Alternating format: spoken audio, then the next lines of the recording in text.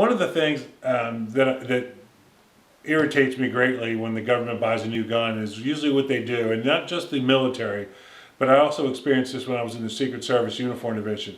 When we got new revolvers, we wanted to be able to purchase our old revolvers back, which at one time, the Treasury Department, who was the Secret Service's parent organization back then, allowed you to do it. But political pressure and political correctness, and political pressure had them stop doing it. These weapons that are purchased by the Army, by the Secret Service, by the government in general, they're paid for with tax dollars. Now, as the Army moves forward on this purchase, and they start taking the old Berettas out of circulation, right now they're going to destroy them. They're going to take those guns and spend more taxpayer dollars on destroying them, instead of allowing them to be purchased by honest American citizens that are already purchasing firearms.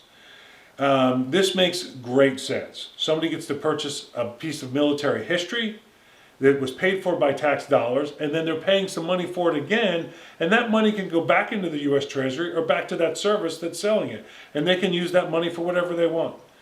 That's up to the chiefs of those services. But it seems incredibly insane to keep buying these weapons, using them until it's time to replace them. And these guns aren't completely shot out or anything. They're still in good shape, and they're certainly in good enough shape for an American citizen to buy one and use it for practice or whatever, for target practice, and just to buy a bit of history. Who wouldn't like, if you're a gun collector, who wouldn't like an M9 or a model 1911 that the military owns to put in their collection and to target practice with it? And again, they're paying for it again, and it was originally purchased with taxpayer dollars.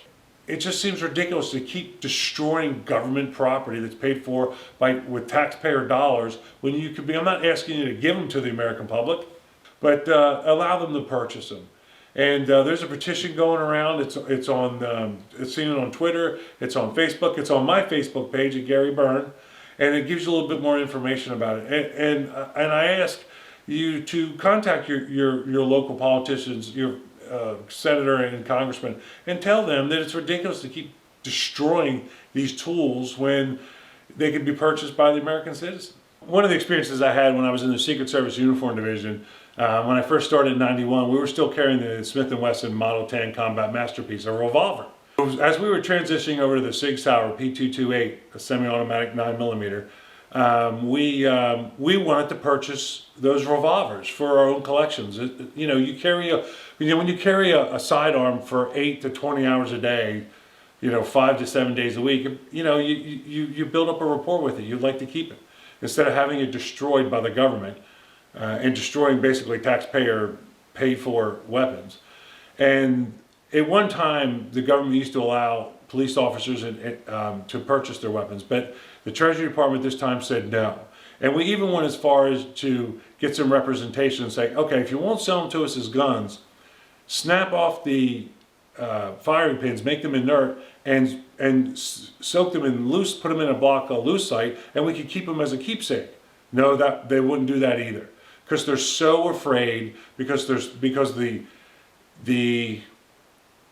narrative of firearms is driven by the mainstream media, which is anti-firearm. It's not what reality is. When people do harm with a weapon, people do harm to somebody, they focus on the tool, which is, in this case, we're talking about firearms, a gun, instead of focusing on the person who did it and their means, motive, opportunity, intent. Please contact your local representative and push this forward. Allow these weapons that the Army is surplusing to go to the civilian marksmanship program and to be purchased by the taxpayer, the good taxpayer citizen who purchased them in the first place.